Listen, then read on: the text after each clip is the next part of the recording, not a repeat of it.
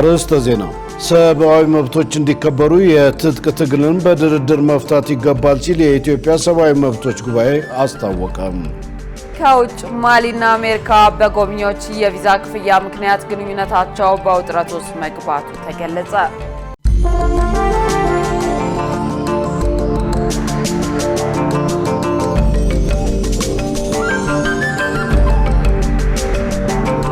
ጤና ይስጥልኝ ክቡራን ተመልካቾቻችን፣ ከኢሳት ነጻ የህዝብ ሚዲያ የሰዓቱን ዜና ይዘንላችሁ ቀርበናል። ትዕግስት ተስፋዬና እኔም ደረጀ ይልማ ዜናውን ወደ እናንተ እናደርሳለን። ለምልክት ቋንቋው ደግሞ ዳዊት ጎሳዬ አብሮናል። አሁን ወደ ቀዳሚው ዜና አልፋለሁ። የሚኒስትሮች ምክር ቤት በ2018 የኢትዮጵያ ኢኮኖሚ በ10.2 በመቶ ያድጋል ሲል ትንበያውን አስቀመጠ። ምክር ቤቱ በ100 ቀን እቅድ ግምገማው የዓለምን የኢኮኖሚ አዝማሚያ፣ የኢትዮጵያ ማክሮ ኢኮኖሚ የመጀመሪያ ሩብ ዓመት አፈጻጸም እንዲሁም የእድገት አዝማሚያንና አጠቃላይ ምልከታን ያካተተ አቅርቦት መሆኑን ገልጿል። በዚህም በ2017 በጀት ዓመት የኢትዮጵያ አጠቃላይ የኢኮኖሚ አፈጻጸም በጥንካሬው በመቀጠል 9.2 በመቶ ዓመታዊ ጠቅላላ የሀገር ውስጥ ምርት ማሳየቱን አስታውቋል። ይህም 7.3 በመቶ በሆነ ጠንካራ የግብርና ውጤት መስፋፋት፣ በ13 በመቶ የኢንዱስትሪ እድገት ብሎም በ7.5 በመቶ የአገልግሎት ዘርፍ እድገት የተገለጸ እንደነበር አመላክቷል። የኢትዮጵያ የዓመታዊ ጠቅላላ የሀገር ውስጥ ምርት በግብርና 31.3 በመቶ፣ በኢንዱስትሪ 30.2 በመቶ እና በአገልግሎት 39.6 በመቶ አስተዋጽኦ የታየበት መሆኑን ነው የገለጸው። በዚህም በ2018 ዓ.ም ኢኮኖሚው በ10.2 በመቶ ያድጋል ተብሎ እንደሚጠበቅም አስታውቋል።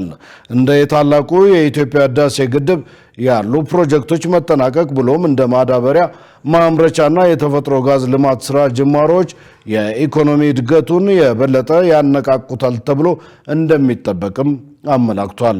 የዲጂታል ፋይናንስ አገልግሎትም በ3 ወራት ብቻ 6.5 ትሪሊዮን ብር የተንቀሳቀሰበት ደረጃ መድረሱን ያስታወቀው ምክር ቤቱ የውጭ ንግድ 2.5 ቢሊዮን ዶላር መድረሱን፣ ይህም እቅዱንና የባለፈውን ዓመት ተመሳሳይ ጊዜ አፈጻጸም የበለጠ ሆኖ መታየቱን አስታውቋል።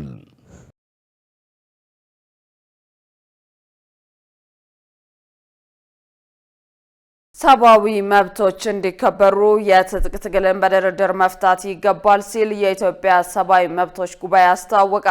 ጉባኤው ሰላም እንዲሰፍን የሃይማኖት አባቶች፣ የሀገር ሽማግሌዎች እንዲሁም የሚመለከታቸው አካላት የድርሻቸውን እንዲወጡ ጥሪ አቅርበዋል። መሰረት ባዩ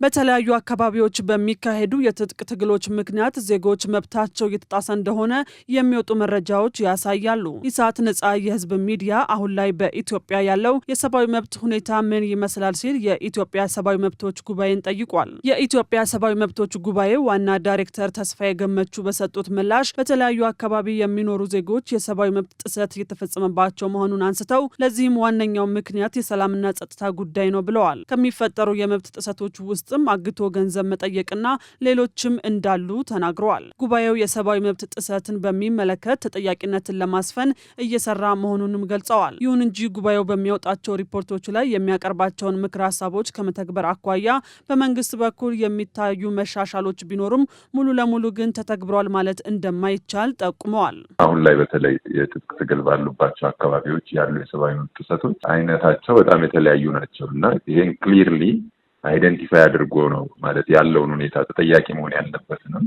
አካል በትክክል መናገር የሚቻለው እና አሁን ነገሮች በጣም ተለዋጭ እየሆኑ ያሉበት፣ በአንድ በኩል ከመንግስትም ያሉ ጥሰቶች አሉ፣ በሌላ በኩል ደግሞ በታጣቂዎችም የሚፈጸሙ ጥሰቶች አሉ። እዚህም እዛም ተብለው በማይፈረጁ ደግሞ አካላት የሚፈጸሙ ጥሰቶች አሉ። ለምሳሌ ማገትንና ገንዘብ መውሰድን የመሳሰሉ በሰው ይዞ አግቶ ከቤተሰብ ገንዘብ የመገልበጥ ከአካውንት እንዲህ አይነት ነገሮች በትብብር የሚሰሩ እንደሆኑ እናያለን። ግን አሁን ላይ ያሉ ጥሰቶች ያው በተለይ የትጥቅ ትግል በሚካሄድባቸው አካባቢ ያሉ ጥሰቶች ናቸው እና ይሄንን ክሊርሊ እከሌ ነው ተጠያቂ እዚህ ጋር እከሌ መጠየቅ አለበት ለማለት እየሰራን ያለነው ስራ ስላለ እሱን ተከትሎ በመናወጣው ላይ በዝርዝር መግለጹን የተሻለ ነው። ዋና ዳይሬክተሩ አክለውን በተለያዩ አካባቢዎች የሚካሄዱ የትጥቅ ትግሎች ዜጎችን ዋጋ በማስከፈል ለሀገርም ትልቅ ጉዳት እያስከተሉ መሆኑን ጠቁመዋል። በመሆኑም መንግስትም ሆነ በትጥቅ ትግል ውስጥ ያሉ አካላት ይህንን በማወቅ ወደ ድርድር እንዲመጡ ጠይቀዋል። በተጨማሪም ሰላምን ለማስፈንና የተረጋጋች ሀገርን ለመፍጠር የሃይማኖት አባቶች፣ የሀገር ሽማግሌዎች እንዲሁም ሌሎች አካላት የድርሻቸውን እንዲወጡ ጥሪ አቅርበዋል። ይሄ ግጭት የሰው ህይወት ነው እያስከፈለን። የሚሞተው ሰው፣ ሀብቱ የሚወድምበት ሰው እና ሀብቷ የሚወድምባት ሀገር የሁላችንም ሀገር ናት። የሁላችንም ህዝብ ወንድም እህት ነው እየሞተ ያለ። በዛም በዚህም በኩል ተሰልፈን የምናደማው የራሳችንን ሰው ነው። ስለዚህ በሚቻለው መጠን ሀገር ተረጋግታ ወደ ተሻለ እድገት መሄድ እንድትችል በሁለቱም በኩል ቁርጠኝነት ያስፈልጋል የሚል እምነት ነው ያለን እና ታጣቂዎችም ቢሆኑ በትጥቅ ትግል እየወደመ ያለውን ሀብትና እየሞተ ያለውን የህዝብ ወገን በመመልከት በተቻለ መጠን በድርድር መፍታት የሚቻልባቸው ነገሮች ላይ ማተኮር ቢቻል እንደዚህ አይነት ሁኔታዎች ላይ ቢያተኩሩ እና መንግስትም ደግሞ በጣም በትዕግስት እንደዚህ አይነት ንግግሮች መምጣት እንዲችሉ በሁሉም አማራጮች መጠቀም ቢችል መልካም ነው። ሌሎች ደግሞ ጋር ድርጅቶች፣ እምነት አባቶች፣ እንደዚሁም ደግሞ የሀገር ሽማግሌዎች፣ ሁሉም የሚመለከታቸው ሁሉ የሰላም እንዲመጣና ሀገር መረጋጋት እንድትችል ሰው በሰላም ወጥቶ መግባት የሚችልበት ሀገር መሆን እንዲችል ጥረት ማድረግ አለባቸው ብለን እናምናለን። መንግስትም የሰብአዊ መብትን የማስከበር ኃላፊነቱን እንዲወጣ የኢትዮጵያ ሰብአዊ መብቶች ጉባኤ ጠይቋል። 11ኛው የጣና ፎረም ኢትዮጵያ ለአፍሪካ ሰላምና ደህንነት ያላትን የላቀ አስተዋጽኦ የምታጸናበት ነው ተባለ። 11ኛው የጣና ፎረም ኢትዮጵያ ለአፍሪካ ሰላምና ደህንነት ያላትን የላቀ አስተዋጽኦ የምታጸናበት መሆኑን የውጭ ጉዳይ ሚኒስቴር ቃል አቀባይ አምባሳደር ነቢያት ጌታቸው ገልጸዋል። ከጥቅምት 14 እስከ 16 2018 ዓ.ም ድረስ የሚቆየው 11ኛው የጣና ፎረም አፍሪካ በተለዋዋጩ የዓለም ስርዓት በሚል መሪ ሀሳብ በባህር ዳር ከተማ እየተካሄደ ነው። የውጭ ጉዳይ ሚኒስቴር ቃል አቀባይ አምባሳደር ነቢያት ጌታቸው ለኢዜአ እንደገለጹት የጣና ፎረም በአፍሪካ ሰላምና ደህንነት ጉዳዮች ላይ በመምከር መፍትሄ አመልካች ምክረ ሀሳብ የሚቀርቡበት አህጉራዊ መድረክ ነው ብለዋል። ወቅታዊው የዓለም ሁኔታ የፖለቲካ ፉክክር እየከረረና የባለብዙ ወገን ዓለም አቀፍ ትብብር እየላላ የመጣበት መሆኑን አስረድተዋል። በጣና ፎረም አፍሪካ ውጥረት በተሞላበት ዓለም አቀፍ ሁኔታ የሰላምና ደህንነት እንዲሁም በሌሎች አጀንዳዎች ላይ ያላትን መፍትሄ እንደምታራምድ አብራርተዋል። የጣና ፎረም ትኩረት በአፍሪካ መፍትሄ ላይ ነው ያሉት አምባሳደር ነቢያት በዚህም ከአፍሪካውያን የመነጩ የሰላምና የደህንነት መፍትሄ ሀሳቦች የሚንሸራሸሩበት መድረክ ነው ብለዋል። በመድረኩም ለአፍሪካውያን የፖሊሲ አብጮች ምክረ ሀሳብ የሚሆኑ አስተያየቶች የሚወጡበት መሆኑን ገልጸዋል።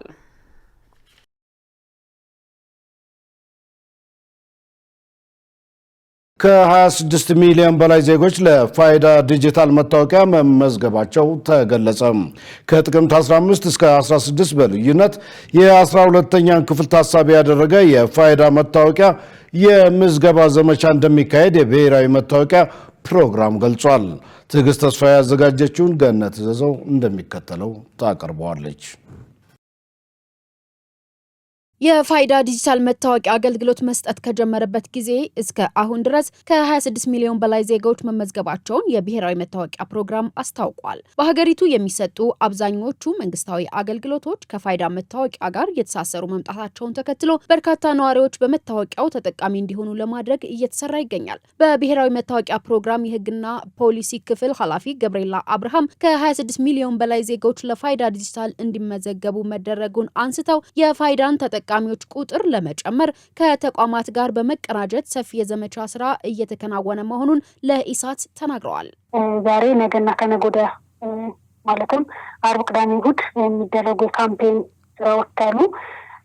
በእነዚህም የካምፔን ስራዎች በተለይ ህብረተሰቡ ስለ ፋይዳ ዲጂታል መታወቂያ ያለው ግንዛቤ እንዲዳብር፣ ከዛ በተጨማሪ ደግሞ ቅድመ ሁኔታ በሆነባቸው ሴክተሮች በተለይ አስቀድሞ ሰዎች ተመዝግበው ዲጂታል መታወቂያቸውን ይዘው ዝግጁ እንዲሆኑ ለማድረግ እንዲያስችል በመላ ሀገሪቱ ካምፔን እየተዘጋጀ ይገኛል ማለት ነው። አክለውም የፋይዳ ብሔራዊ መታወቂያ ህገወጥ አሰራርን በመከላከል በአገልግሎት ሰጪ ተቋማት ላይ የሚስተዋለውን ማጭበርበር አስወግዶ ከደንበኞቻቸው ጋር መተማመን የሚፈጥር አሰራር ነው ሲሉ ጨምረው ገልጸዋል። በዋነኝነት የዲጂታል መታወቂያ አሁን የሚተገበርበት አግባብ የህጉም ማዕቀፍ እንዲሁም የቴክኖሎጂን ዝግጁነት የሚያሳየው የፋይዳ ዲጂታል መታወቂያ ምዝገባ የባዮሜትሪክ መረጃን መሰረት ያደረገ ነው። 10 የጣት አሻራ፣ 2 የአይን አሻራ እና የፊት ገጽ ፎቶ ይወሰዳል በሲስተሙ። እነዚህ የአሻራ መሰረት ያለው ስርዓት በመሆኑ አንድ ሰው ነገ ከነገ ወዲያ አንዴ ከተመዘገበ በኋላ ሁለተኛ ሶስተኛ ጊዜ ሌላ መታወቂያ ይዞ ወይንም ሌላ ጣቢያ ላይ ሄዶ ለመመዝገብ ጥረት ቢያደርግ ሲስተሙ በራሱ አሻራውን መሰረት አድርጎ ይሄ ሰው ከዚህ ቀደም ተመዝግቧል አልተመዘገበም የሚለውን የሚያጣራበት መንገድ አለው። ይሄ ሂደት ዲዱፕሊኬሽን እንለዋለን። በዚህ የዲዱፕሊኬሽን ሂደት ግለሰቡ አስቀድሞ ተመዝግቦ ከሆነ በአሻራው መሰረት ስለሚገኝ ለማጭበርበር ማንነትን ለመቀየር የሚደረግ ማንኛውም ጥረት በሲስተሙ በራሱ የሚያዝ ነው የሚሆነው ማለት ነው። ይህንንም ተግባራዊ ለማድረግ ከጥቅምት 15 እስከ 16 በልዩነት የ12ኛ ክፍል ተማሪዎችንና ግብር ከፋዮችን እንዲሁም ሌሎች የተለያዩ የማህበራዊ አገልግሎት ተጠቃሚ የህብረተሰብ ክፍሎችን ታሳቢ ያደረገ የፋይዳ መታወቂያ የምዝገባ ዘመቻ እንደሚካሄድ ተገልጿል። በዚህም እስካሁን መታወቂያውን ያልያዙ ወገኖች እንዲመዘገቡ ጥሪ ተደርጓል። የዲሞክራሲያዊ ስምረት ትግራይ ፓርቲ የምስረታ ጉባኤ በአዲስ አበባ እየተካሄደ ነው። የፓርቲው ፕሬዝዳንት አቶ ጌታቸው ረዳ በጉባኤው መክፈቻ እንደተናገሩት ፓርቲው የትግራይ ህዝብ በህወሓት እየደረሰበት ያለውን ጫና በሰላማዊ መንገድ ለመታገል የተመሰረተ ነው ብለዋል። ፓርቲው ለትግራይ ህዝብ ሁለንተናዊ ተሳትፎና ተጠቃሚነት በአዲስ አስተሳሰብ የተዋቀረ ስለመሆኑ ተናግረዋል። የትግራይን ህዝብ ህልውና ለማስጠበቅ መስራት ይኖርብናል ያሉት አቶ ጌታቸው ረዳ ህወሓት ከውጭ አካላት ጋር በመቀናጀት በክልሉ ብሎም በሀገር ሰላም ላይ እንቅፋት እየፈጠረ ይገኛል ብለዋል። አቶ ጌታቸው ረዳ የስምረት ፓርቲ እስካሁን ከ5600 በላይ አባላት መመዝገቡን አመልክተዋል። ሌተናል ጀነራል ጻድቃን ገብረትንሳኤ በበኩላቸው ስምረት ፓርቲ በኃይል ሳይሆን በሀሳብ ላይ የተመሰረተ ትግል ለማድረግ መመስረቱ የትግራይን ህዝብ ሰላም ፈላጊነት የሚያሳይ ነው ሲሉ ተናግረዋል። አክለውም ህወሓት የትግራይን ህዝብ የፖለቲካ መጠቀሚያ እያደረገ ስለመሆኑ ገልጸዋል። የብልጽግና ፓርቲን ወክለው በጉባኤው ላይ የተገኙት አቶ መለስ አለሙ በበኩላቸው አዳዲስ የፖለቲካ ፓርቲዎች በትብብር መስራታቸው ኢትዮጵያ የጀመረችውን የፖለቲካ አካሄድ ማሳያ ነው ብለዋል። ስምረት ፓርቲ ለትግራይ ህዝብ ፖለቲካ፣ ኢኮኖሚያዊና ማህበራዊ ተሳትፎ አዲስ ሀሳብ ይዞ የመጣ ፓርቲ እንደመሆኑ ከብልጽግና ፓርቲ ጋር ያለው የፖለቲካ የአቋም ልዩነት እንዳለ ሆኖ ሀገሪቱ ለጀመረችው ጉዞ የሚኖረው አበርክቶ የጎላ እንደሆነ አስረድተዋል።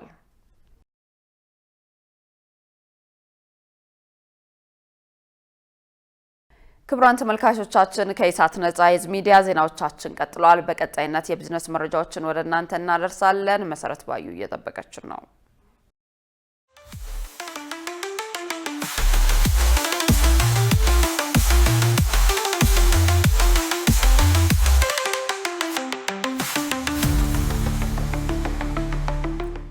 ሰላም ጤና ይስጥልን ውድ ተመልካቾቻችን ከኢሳት ነጻ የህዝብ ሚዲያ የዕለቱን የቢዝነስና የኢኮኖሚ ዜናዎች ይዤላችሁ ቀርቤያለሁ።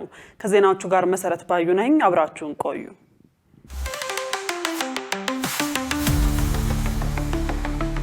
ህገወጥ ድርጊት በፈጸሙ 785 ነጋዴዎች ላይ ህጋዊ እርምጃ መወሰዱ ታወቀ። ይህንን ያስታወቀው የንግድና ቀጠናዊ ትስስር ሚኒስቴር ሲሆን በሚኒስቴሩ የሀገር ውስጥ ንግድ መሪ ስራ አስፈጻሚ ሊቁ መነበሩ በህገወጥ ንግድ ላይ የሚደረገው ቁጥጥርና የሚወሰደው እርምጃ ተጠናክሮ እንደሚቀጥል አረጋግጠዋል። በዚህም መሰረት በበጀት ዓመቱ የመጀመሪያ ሩብ ዓመት ከዋጋ ጭማሪና ከህገወጥ ንግድ ጋር በተስተዋሉ ድርጊቶች በተሳተፉ አካላት ላይ እርምጃ መወሰዱን ገልጸዋል። በዚህም በ780 ነጋዴዎች ላይ የጽሁፍ ማስጠንቀቂያ፣ የንግድ ፍቃድ እገዳና ስረዛ እንዲሁም በ5 ነጋዴዎች ላይ የእስር እርምጃ የተወሰደባቸው መሆኑን አረጋግጠዋል። በተጨማሪም የ3.5 ሚሊዮን ብር የገንዘብ ቅጣት መወሰኑም ታውቋል። መንግስት ያደረገውን የደሞዝ ማስተካከያ እንዲሁም በዓላትን ሽፋን በማድረግ የዋጋ ንረት እንዳይኖር የተቀናጀ የቁጥጥር ስራ መሰራቱን ይህም ተጠናክሮ እንደሚቀጥል ተመልክቷል። ለዚህም ህገወጥ ድርጊቶችን ለመከላከል ያለመ እቅድ ተዘጋጅቶ ወደ ስራ መግባቱንም መሪ ስራ አስፈጻሚው አውስተዋል። በመሆኑም በጠንካራ የቁጥጥር ስርዓት እርምጃ እንዲወሰድ ለሁሉም የክልልና ከተማ አስተዳደሮች የንግድ ቢሮ ኃላፊዎች መመሪያ ተሰጥቶ በትኩረት እየተሰራ መሆኑ ታውቋል። የንግዱ ማህበረሰብ መንግስት ባስቀመጠው ህጋዊ መንገድ ብቻ ስራውን እንዲያከናውን፣ ህብረተሰቡም ህገወጥ የንግድ እንቅስቃሴ ሲመለከት ጥቆማ በመስጠት ለፍትሃዊ ንግድ እገዛ እንዲያደርግ ሚኒስቴሩ ጥሪ አቅርቧል ሲል የዘገበው ኢዜአ ነው። የአቪዬሽን ነዳጅ በዘላቂነት ለማቅረብ ስምምነት ተፈረመ። የኢትዮጵያ ማዕድን ኮርፖሬሽን በአቪዬሽን መስክ ቀጣይነት ያለው የአቪዬሽን ነዳጅ አቅርቦት ተግባራዊ ለማድረግ ከግዙፉ የታዳሽ ኃይል አምራች ድርጅት ሳንቨርድ ባዮ ኢነርጂ አፍሪካ ጋር የመግባቢያ ስምምነት ተፈራርሟል።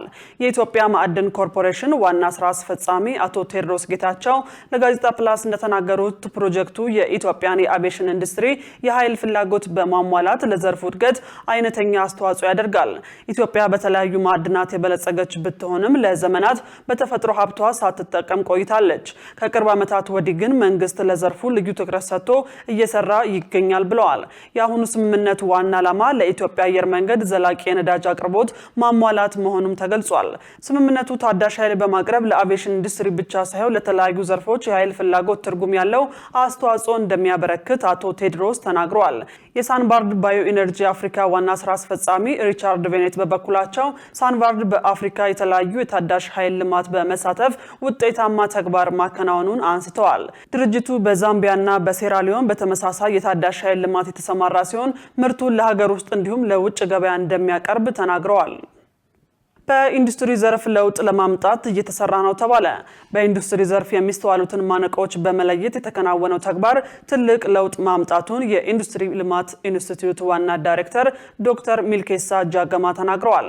ዋና ዳይሬክተሩ ከኤፍኤም 97.1 ጋር በነበራቸው ቆይታ የአምራች ኢንዱስትሪ ዘርፍ እድገት ያሳየበትን ምክንያት በመለየት በተደረገ የፖሊሲና የመመሪያ ለውጥ አመርቂ ውጤት መገኘቱን ጠቅሰዋል። ባለፉት ዓመታት የአምራቹን ዘርፍ ለማጠናከር የተፈጠሩትን መደላደሎች በተገቢው መንገድ መጠቀም እንደሚያስፈልግም አንስተዋል። የአምራቹ ዘርፍ ሰፊ የስራ ዕድል መፍጠሩን ገልጸው ከዘርፉ ወደ ውጭ ከተላከ ምርት ከ318 ሚሊዮን ዶላር በላይ ገቢ መገኘቱንም አንስተዋል። ውድ ተመልካቾቻችን አሁን ደግሞ በዕለቱ በተመረጡ ባንኮች ያለውን የውጭ ምንዛሬ ዋጋና የብሔራዊ ባንክ የወርቅ ግብይት መረጃ ተከታትለን እንመለስ።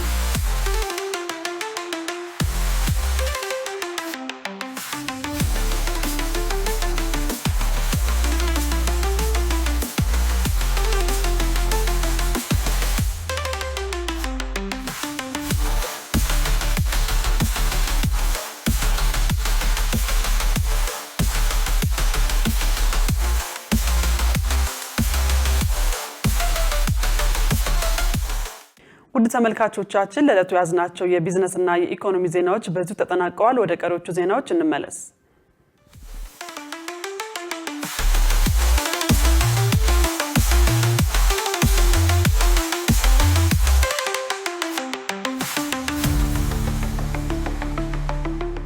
ውድ ተመልካቾች ከኢሳት ነጻ ህዝብ ሚዲያ የሰዓቱ ዜና ወደ እናንተ መድረሱ እንደቀጠለ ነው።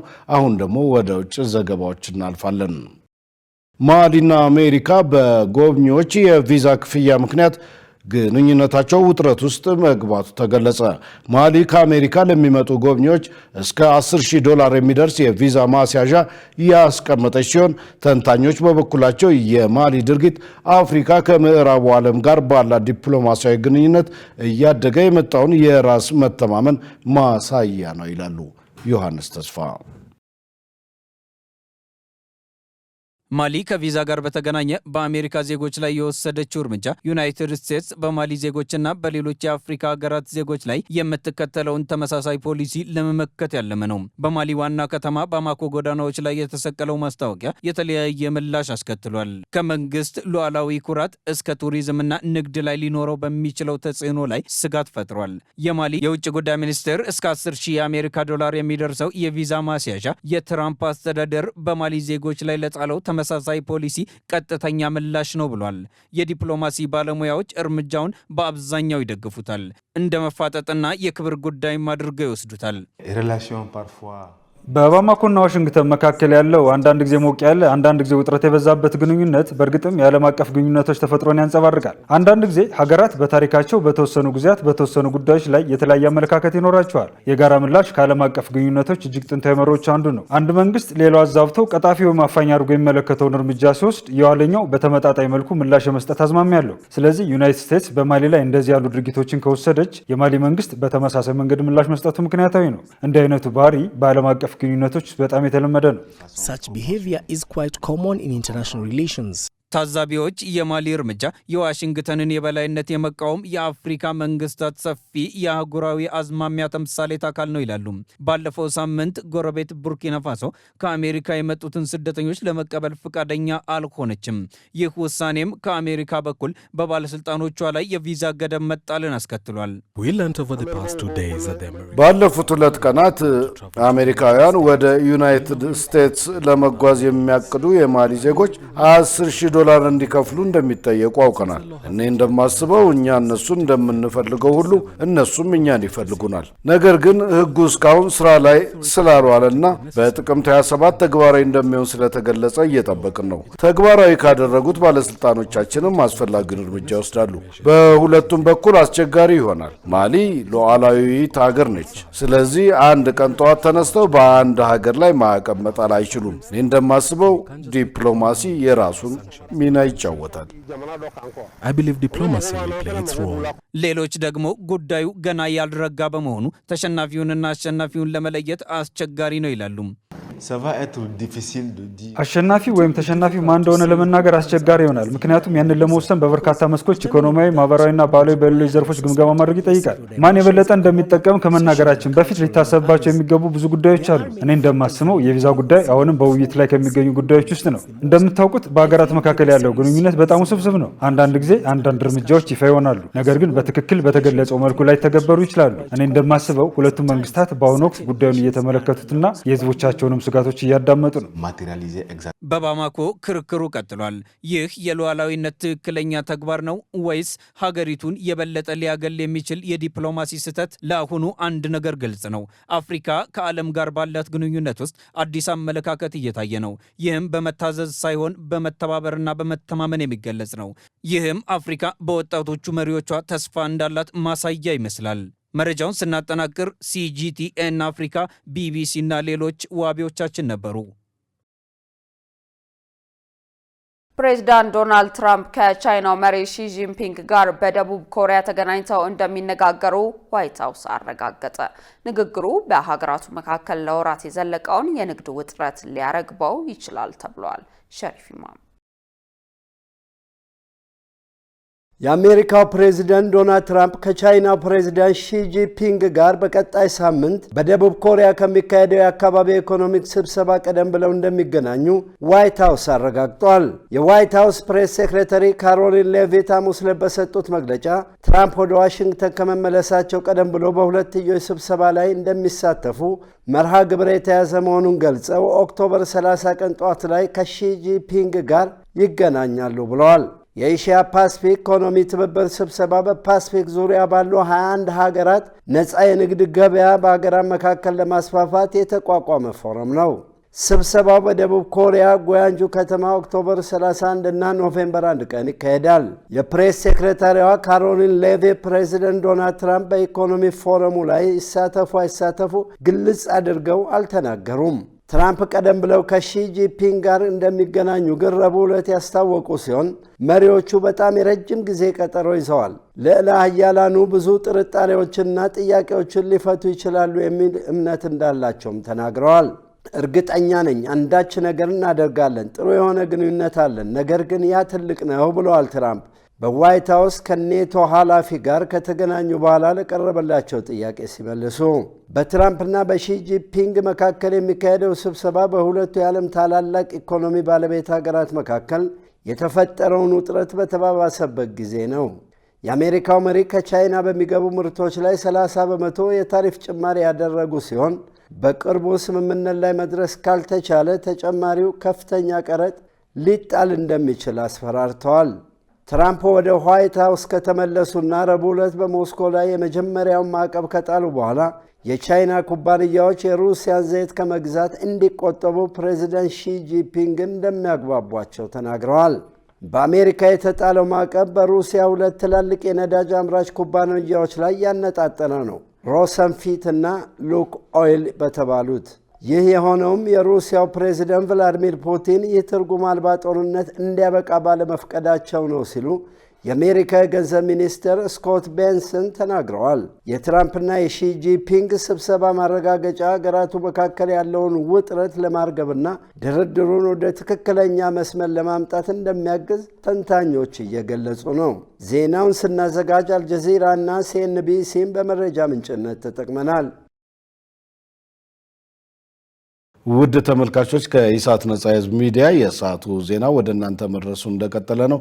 አሁን ደግሞ የስፖርት ዘገባዎችን ወደ እናንተ የምናደርስበት የአየር ጊዜ ላይ ደርሰናል። ሙሉ ቀን ሰለሞን ይጠብቀናል። ወደዛው እንለፍ። ለጤንነት ለምርት ለወዳጅነት ሰላም ጤና ይስጥልን ተመልካቾቻችን፣ ከኢሳት ነጻ የህዝብ ሚዲያ ለዕለተ ዓርብ ያዘጋጀናቸውን ስፖርታዊ መረጃዎች ይዘን ቀርበናል። ከመረጃዎቹ ጋር ሙሉቀን ሰለሞን።